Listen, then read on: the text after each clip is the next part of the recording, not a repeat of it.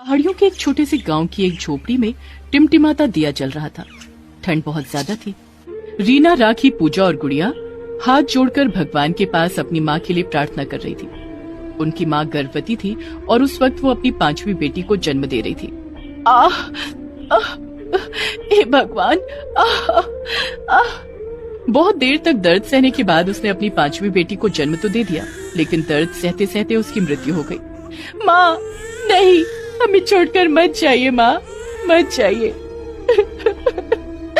माँ को ये क्या हो गया, क्या हो गया? चारों बच्चियां रोने धोने लगी। रीना ने अपनी नवजात बहन को गोद में ले लिया। एक तरफ खुशी थी तो एक तरफ दुख।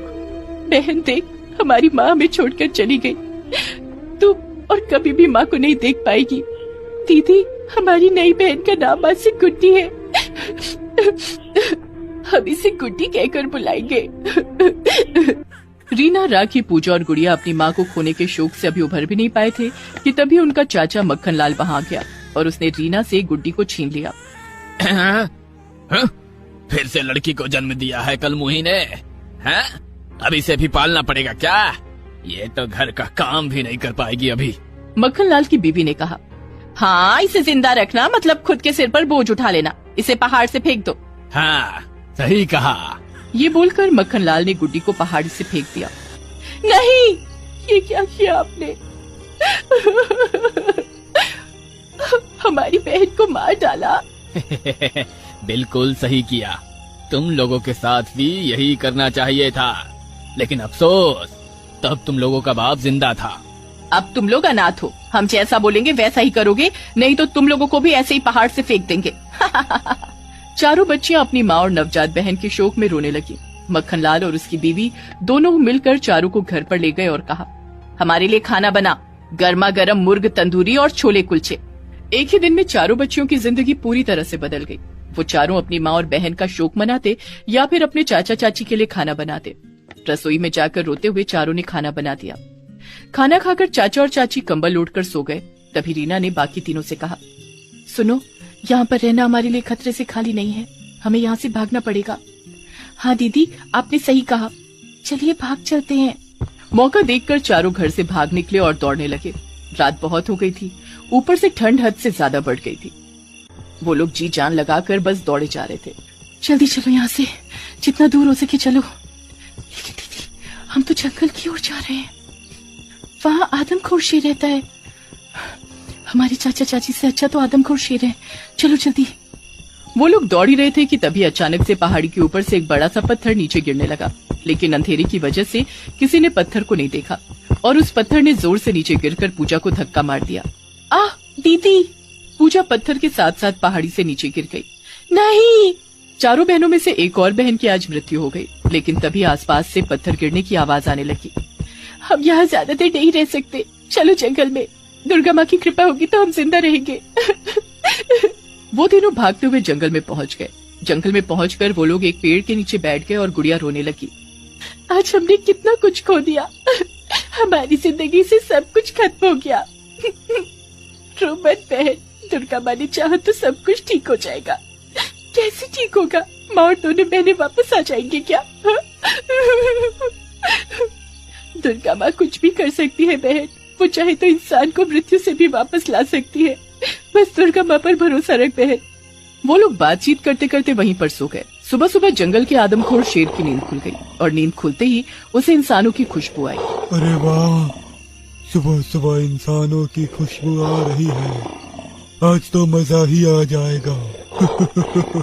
उधर मक्खन लाल और उसकी बीवी ने सुबह नींद से उठने के बाद देखा कि चारों बच्चियां घर से गायब हैं।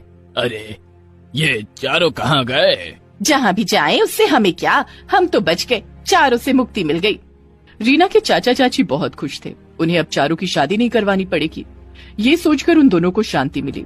उधर राखी ने रीना से कहा, दीदी मुझे बहुत भूख लगी है। हाँ दीदी, मुझे भी भूख तो मुझे भी लगी है बहन, लेकिन अभी इस जंगल में क्या खाने को मिलेगा? रुक, मैं ढूंढ कर देखती हूँ। रीना खाना ढूंढने चली गई, लेकिन जंगल में पेड़ों पर फल नहीं थे। रीना बस ढूंढती रह गई। इन पेड़ों में तो एक भी फल नहीं है, क्या खाऊं अब? बहुत ढूंढने के बाद भी रीना को कुछ नहीं मिला। तभी रीना ने देखा एक पंछी पेड़ पर बैठी हुई है। रीना उस पंछी के पास गई और बोली, प्रणाम, हम तीनों बहनों को बहुत भूख लगी है, लेकिन इस जंगल में कुछ खाने को नहीं मिल रहा है। क्या आप हमें कुछ खाने को दे सकती हैं?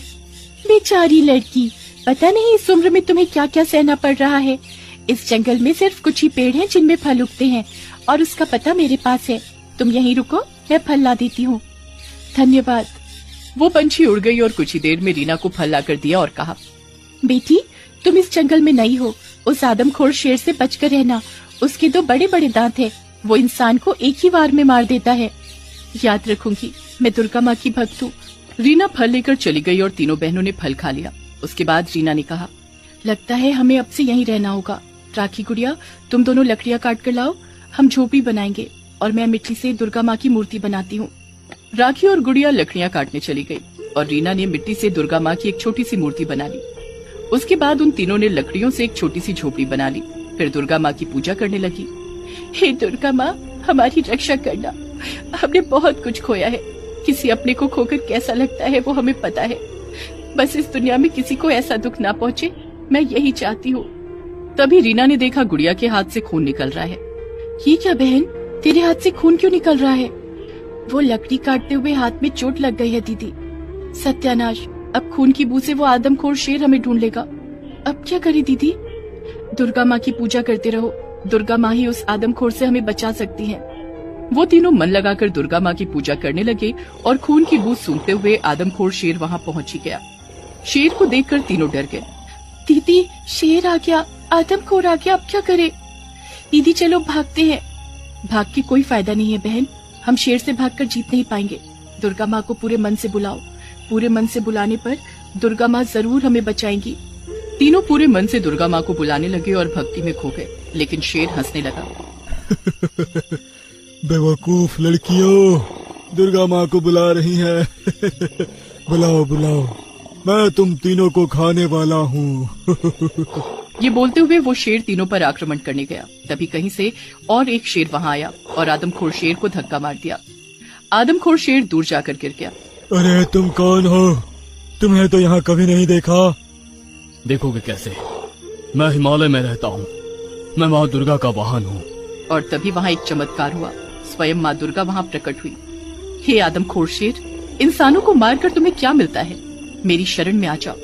दुर्गा माँ को देखकर आदमखोर शेर पूरी तरह से बदल गया। प्रणाम दुर्गा माँ, मुझसे गलती हो गई, मैं आज से किसी भी इंसान को नहीं खाऊंगा। इसके बाद दुर्गा माँ ने रीना, राखी और गुड़िया से कहा, तुम तीनों की भक्ति से मैं प्रसन्न हूँ। डर के मारे तुम तीनों पूजा छोड़कर भाग नहीं गए, इसीलिए मैं तुम तीनों को तुम्हारी माँ और दोनों बहनें लौटा रही हूँ। तथास्तु। दुर्गा माँ ने रीना की दोनों बहनें और माँ को लौटा दिया। सभी को वापस पाकर वो लोग खुशी के आंसू रो पड़े। उधर मक्खनलाल और उसकी पत्नी खुशी मना रहे थे। तभी दुर्गा माँ के कहने पर दोनों शेर वहाँ गए और दोनों को मार डाला। उन्हें अपने किए की सजा मिल गई और रीना को पूरा परिवार के साथ रहने के साथ साथ घर और जमीन भी मिल गया। इसी तरह दुर्गा माँ की कृपा से सब कुछ अच्छा हो गया। सभी बोलो जय दुर्गा माँ।